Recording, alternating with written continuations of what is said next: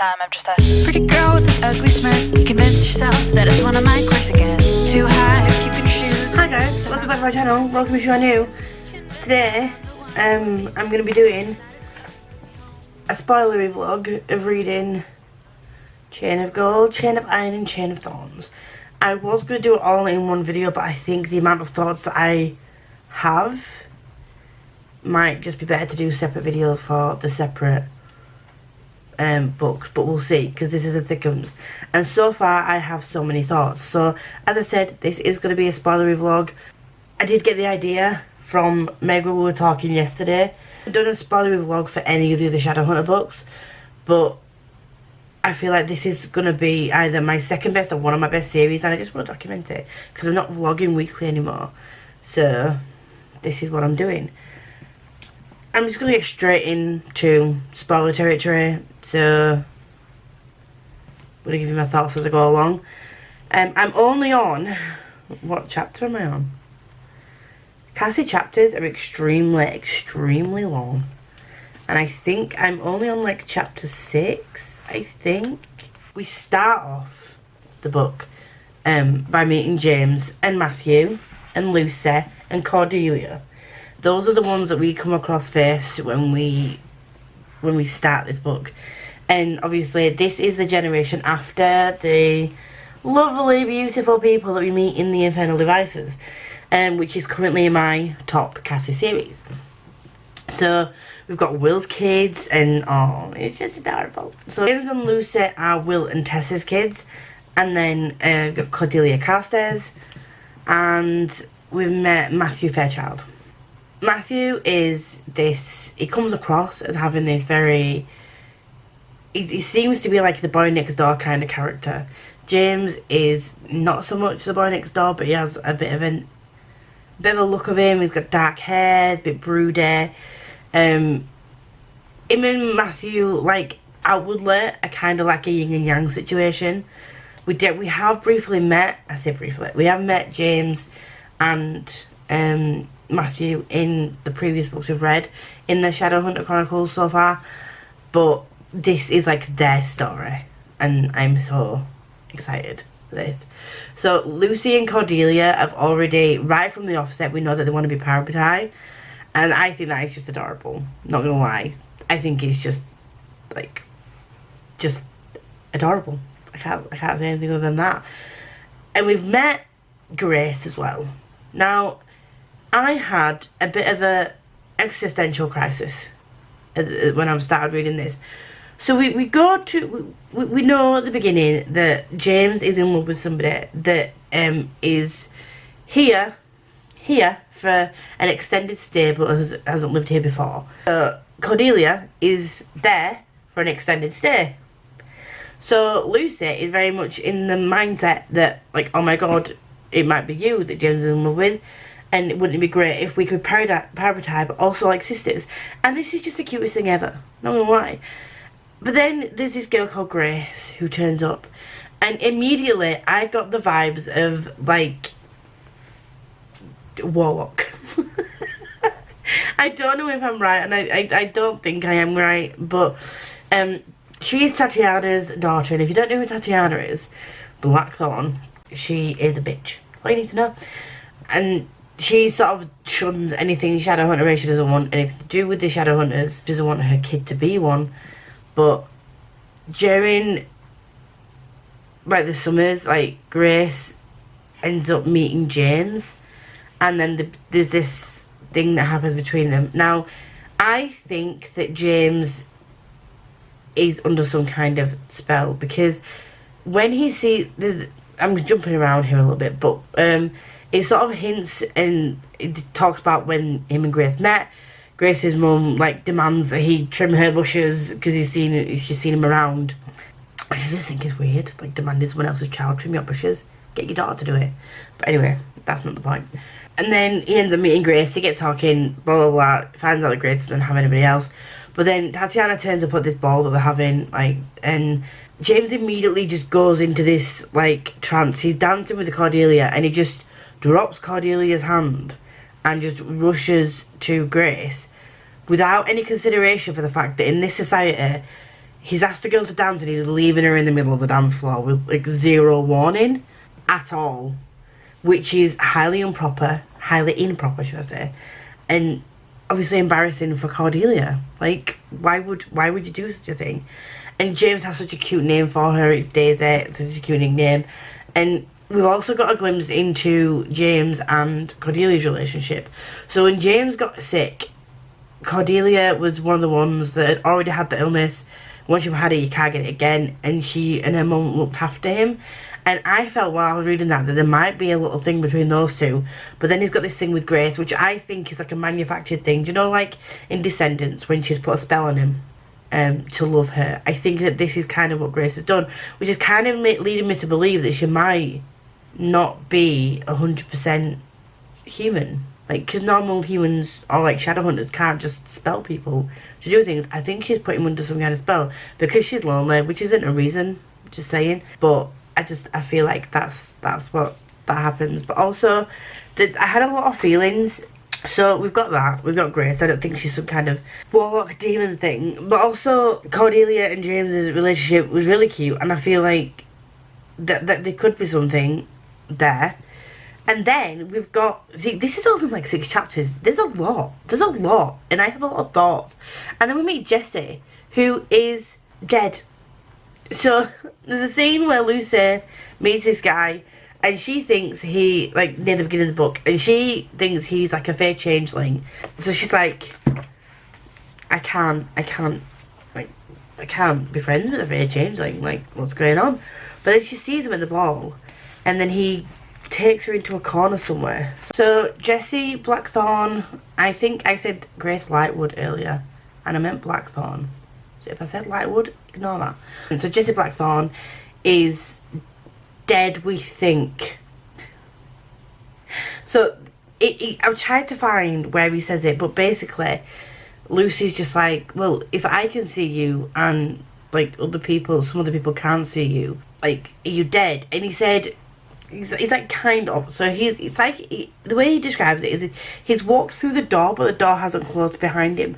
What does this mean? What do you mean? You're either dead or you're not. It's kind of like it's like a one or the other situation. It's, how can you be half dead? It's like, what is the door about? Like, what? How? I don't fully understand. I don't understand Cassie. I don't. Initially, when she first met him, I thought, oh, this could be a cute little couple in, you know, Lucy and a Jessie. Or Jess, I don't know how you say it. It's got an E at the end, so I'm going to say Jessie. Might be Jess. I just thought it might be a cute little thing, but you can't have a dead boyfriend. I mean, you could, it's just a bit weird. But he's not fully dead, or is he? I don't know. But the only people who can tell her any more information about Jessie is Grace. And we don't like Grace. Or Tatiana. We don't like Tatiana. So how are we going to find out more information about Jessie? Jess. I'm really liking this so far. But I don't know anything. There's so many thoughts. I will say, I do think Grace is spelling James somehow. I don't know how, but they mentioned a bracelet. She's very manipulative about this. Like, she mentions this bracelet and she's like, oh, maybe like when you turn into shadow you could go and get this bracelet from my mum's keeping away from me for some unknown reason. Like, and I really want it. And I'm just like, why would you need this bracelet? Like, why? And why would he agree to do this for her? Does he feel sorry for her, or has she done something to him? I don't know. I don't like it, and I feel like James is going to get into a lot of trouble by helping out Grace. It's a no from me. Matthew is just a gent. He steps in when James goes all gooey-eyed over Grace, and I think he's very misunderstood. He comes across as like all this bravado and, you know, a bit of a womanizer type of character, and he's got a lot of love, and I think he's a bit misunderstood. And all the girls are like, you can't be around him, it's scandalous. Be careful. He's a womanizer. Anyway, that's the thought process that I've been going through. I did sort of give a very lengthy Was it lengthy? I don't know. Like, verbal diarrhea session. Like, I had like a lot of like thoughts. So a bit backstage after the By the Readalongs Live, I spoke to Becca and Meg, and I was just like, my current thoughts and feelings are this, and I just was like, just let it all out. And then we're just laughing because I was like, is this a thing? But don't tell me. I do this a lot, by the way. If my friends have read something, I'm like asking them a question with my thoughts, but then I obviously don't want to know the answer because I want to read it. But if I ask the question out loud, it gets it out of my brain and it makes space for other things, you know, like more information. Anyway, that was my introduction to me reading Chain of Gold, and I'm hoping I enjoy this book. We do get more Will and Tessa in this, and the audiobook has Will's cute Welsh accent, and I love that. 'Tis adorable. That is it. I'm gonna go back and listen to more of this, and I will come back when I have some thoughts and feelings and ponderances. I don't know how much of this, if any of this, I will cry at, but we'll see. Cassie's made me cry quite a lot, so we'll see. Oh my god. The way that Jesse has been preserved by his mum. Like, what? I mean, she's delusional. I mean, if you've read the previous Shadowhunter books, I'm sure you have because you're reading this now, or you've read this, but they couldn't help. They had to kill Benedict. They had to. There was no other way. He'd become a demon worm. It's the fact that she just blames everybody and his mum, like, for everything that happened. When, if you just think about it logically, if Benedict hadn't turned into a demon worm, they could have saved him, they would have done. And then saying that the Silent Brothers couldn't take Jesse's body and making a warlock preserve him, which means that his soul is now stuck. That is so heartbreaking. I mean, obviously we don't want him to be dead because, you know, I feel like I want him and Lucy to be a thing. I don't really know why that thought is in my brain and why I want it to happen, but I do, because I like Lucy and I've like immediately got attached to her and Cordelia. They're just adorable, and everyone here is adorable apart from Grace. But the fact that when Cordelia touched her, she flinched, like, doesn't mean beat her. If Tatiana beats her, I mean, that's just another reason for me to despise the woman. Will I still like Grace anymore? Probably not, because I still think she's spelling James in some way. There is such a thing as rest in peace, and she's just not letting him rest in peace, which is why Lucy can see him and his sister and mum can see him, but that nobody else can, because he's not actually a ghost. He's like a half and half. Like, it's a lot. I don't understand.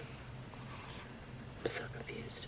Okay, I'm on lunch now, right? Okay, and I'm gonna make some of my HelloFresh beef meatballs. Loyalty binds me.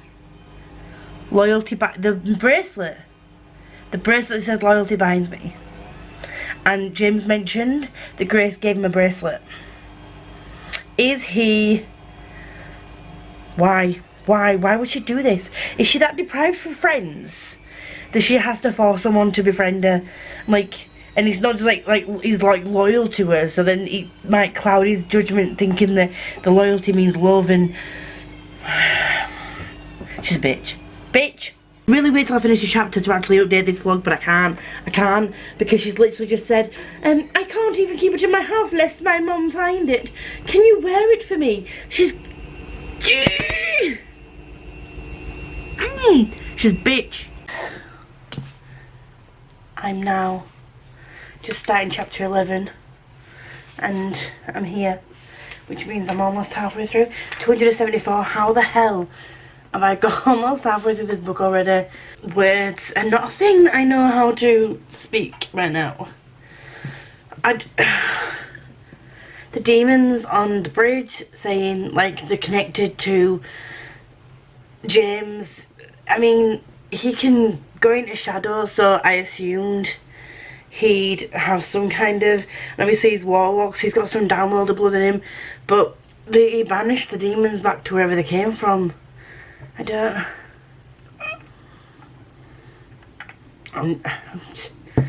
need answers. I know that means reading on, but also it's just a lot to take in. And Grace demanding that he marry her. I mean, bitch, get away. Get the hell away. Because why would you need to marry him? I don't understand. It makes no sense whatsoever. Obviously her mum is a bit weird. Strange. Unhinged could be a word that you use. But I feel like she's manipulating him, but I do also feel a little bit like she might actually be scared of her mum. I don't know. It's very disturbing to think. I'm so confused. But the fact that, like, how does this link with the demons? What does that mean? And also Alistair suddenly being nice to Thomas after being an arse, and then them spending the day together, and then going for like to places in Paris. I mean, Paris. Romantic things were happening. Romantic stuff. But does that mean Alistair likes Thomas? Because he also got a bit awkward when they were showing the tattoo. Alistair made a noise that we don't know whether that meant like he was disgusted or he was moving away because he didn't want Thomas to know how much of an effect he had on him. Is Alistair into boys, specifically Thomas? And does Thomas reciprocate those feelings? Because I kind of got the impression whilst they were on the little gallivanting tour around Paris that Thomas might have been having some kind of fluttery feelings. I'm not sure about Alistair. I don't know what his motives are. I don't really trust him all that much. I don't know. I'm really unsure about what's going on. And why does he dye his hair? Why is he so averse to having darker hair? Does that mean anything? I don't know if that means something. It's mentioned a couple of times, but does that mean anything? I don't know. And Cordelia has red hair. Is this Cordelia then? Is this Cordelia on the front of this? Is that what that means? I don't know. Anyway, I'm going to go back and listen to some more of this, and the likelihood that I finish this tonight is very high. I did not think I was going to finish it tonight. We are on the 6th of July. I started this yesterday on the 5th. Had I not been listening to the audiobook, this would have felt a bit longer than it actually is. But because I'm listening to the audiobook, I don't feel that it's as long, if that makes any sense. But Cassie chapters are very long. So we don't have many chapters in here, but they are all very long. Pairing wise, I know that there are a couple of pairings in here, and I'm going to tell you what I want my pairings to be. And then at the end of this vlog, I will see if any of my pairings have actually become pairings. And I don't know how many times I can say pairings. Matthew, I don't think he's going to have anybody. Because, oh my god, it mentioned the whole Charlotte thing in the baby situation. And for a brief second, I'd forgotten that happened. And I forgot that that's why Matthew turns to drink and is... Like, I did forget that bit, and being reminded of that gave me a little bit of a sickness in my throat, my chest, in my brain. I don't know. I didn't like it. I didn't like the mention of that. It was a stark reminder that Matthew done fucked up, and is still struggling to come to terms with that because he drinks a lot. So I think he's gonna have drink issues. Consistently, and I don't think he's gonna find his person. Although in a previous book, didn't he find a fairy? I don't know. Did he find someone he fell in love with at some point? I can't. Anyway, I don't know. I think I want Cordelia and James to be a thing, but I think even if it's just for a brief period, Grace might take him away from her, because Grace is a demon. She's a demon. If not in like actual physical demon, she's like a demon human, if that makes sense. I know that that makes sense to me in my brain. Lucy, I wanted Lucy and Jessie to be a thing, but Jessie's still dead, or half dead, like in the middle of being dead and alive. So I don't know how that would work. But also we know from previous books, from like the Dark Artificers, they're trying to bring someone back to life. Doesn't work. But that was when Livy was dead, not when she was half dead. Jessie isn't fully dead yet, his soul's still here. So does that make a difference? We don't know, guys, we don't know. I'm just spitballing here. Ideally that Lucy and they would be a thing. And if Alistair's a nice guy, maybe him and Thomas could be a thing. Should we do that? Should we do that pairing? I'm still unsure about Alistair though. If he turns out to be a good guy, then yes, that's what Thomas deserves. But we found out that Barbara is now dead. And I'm not okay. We didn't see much of Barbara, but I'm not a fan of that whole situation. So the first unaliving has happened, but it's not one of our core group. So please don't do anything to our core group, Cassie. Please don't. I will be having words if that happens. Although you probably won't pay attention to anything I'm saying. Anyway, I'm gonna stop rambling. I'm going to listen to some more. Hello. So this. So much has happened. Grace decided to marry Charles after saying that she wanted to marry James and then him refusing, and like, Charles? Where did that come from? And then she admitted that she didn't love James ever, and then she somehow forced Matthew to kiss her. What is going on? What? I don't... Breathe. Shall we show you some of my notes that I've put on my app? I'm sorry, what? Charles, what the actual fuck? Why is Grace after him? I don't understand any of this, because I don't. Does this mean there's a chance for Cordelia and James? Does it? Will they find out what Grace did to James? Another question. Great question, Lisa. She must be a warlock. She enchanted Matthew into kissing her. Who is she? Girl, bitch. Never loved our James. Evil. She can go die. Put down a burden. What? Yeah, put down a burden he didn't know he was carrying. Yes, because the spell has been broken. Because the bracelet was casting a spell, and she was casting a spell on him, and the spell was held up by the bracelet. That is my hypothesis. And now I'm going to take a break because my brain needs to de-stress. So the Netflix is on, and Nimona is going to get watched. But I need to de-stress because I am loving this book.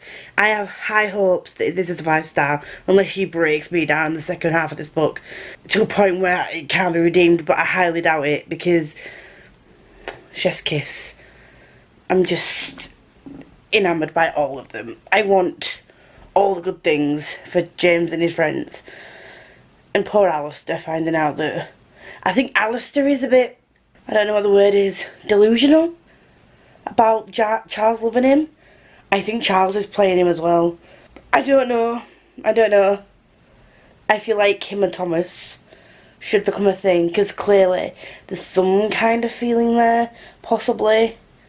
On Alistair's part anyway, I think. Ignore the spiky hair. But yeah, I'm gonna breathe, watch some Nimona, and I might come back to this before bed. Hi. I now only have an hour and a half left of Chain of Gold, and I'm scared. So much has happened. I don't know when the last time I updated you was. Should we go through my notes? I think I got to put down a burden he didn't know he was holding. Doesn't know he was carrying. Yes, because the spell has been broken. Then there was Blackfriars Bridge mentioned again, which I love. There's also been mention of ducks. So, if you know, you know. And then the kiss between Cordelia and James. I mean, for a while, I was pretty steamy. Just a little bit of a... I love it. The infernal devices were mentioned. Love it. Initially I thought Belphegor might have been James's relative because it was mentioned, and then we find out it's Belial, whatever you want to say. Ghost saving Cordelia, Jessie saved Cordelia, and then we find out that Lucy can call to ghosts. So James can like go into the shadows, Lucy can call ghosts and command ghosts to do her bidding, which, if that's not necromancy, I don't know what is, I'm not gonna lie. And then the demon telling Grace to put it back. I was like, put what back? Put what back? The enchantment, put the enchantment back? Like, she thought it was to do with Jessie, but at that point, I knew it was because she'd taken the bracelet off James, and she needed to put it back because they need him. And then I was right, I was proven right. And then we almost lost James, and I was crying, and it wasn't great. And then he took Jessie's last breath. Jessie gave him his last breath. And that definitely means that he can't come back now. I mean, I know that there was very little chance he could have done anyway, but I was hoping that him and Lucy could have, you know, could have been like resurrected and it could have been worked out, but it just didn't happen. And then when James is recovering, Grace goes to visit him, and I knew then that she was up to something, because they were like, do you want to be left alone? And then she puts the bracelet back on him, and she's acting like it's something she has to do, that she doesn't really want to do, but I think she's enjoying manipulating him. And I don't know, there's no way at this point in time anyone can convince me that she's not a bad person. No one, ever. Tatiana don't like Charles. Charles is a douche. Alistair, I think he's just confused. I think he was in love with Charles but might be having feelings for Thomas and doesn't know how to cope with that. But also Charles is being a dick to Alistair, like being a dirty little secret. I'm not about dirty little secrets. I'm not about that life. I don't like it. I don't want to read it. It's not great. Thomas just needs to tell Alistair how he feels, because he keeps mentioning that he feels a certain type of way when he thinks of Charles with Alistair. So obviously Thomas has feelings for Alistair. So let's just get to it, boys, okay? Just admit your feelings, and then we can all move on with the rest of the story. This has gripped me. I did have to take another break last night because the brain was fried, and it's just a lot that happens. I don't mind a chunky book if things are happening and there's always something constantly happening, but it's not moving too fast that you get lost in the plot. It builds the characters and the world and the magic system with, you know, the warlocks and stuff, and like the demons and all that kind of stuff. It builds in the whole story as you get to know the characters as well. It's just done so well, and there's no lull where I'm just sat here thinking, please just get to the point. So that is really good. So I'm gonna go and head off, and it's only 3:15 on the 7th of July. And I'm gonna go ahead now, and I finish work in about an hour and a half, and that's how much I've got left of the audio. So I'm gonna try and get it finished for when I finish work, and then I can move on to something physical and try and get some more Spiffball reads done. But I'm really, really gutted that I can't move straight onto Chain of Iron, because I really just want to binge this whole trilogy. Just devour it.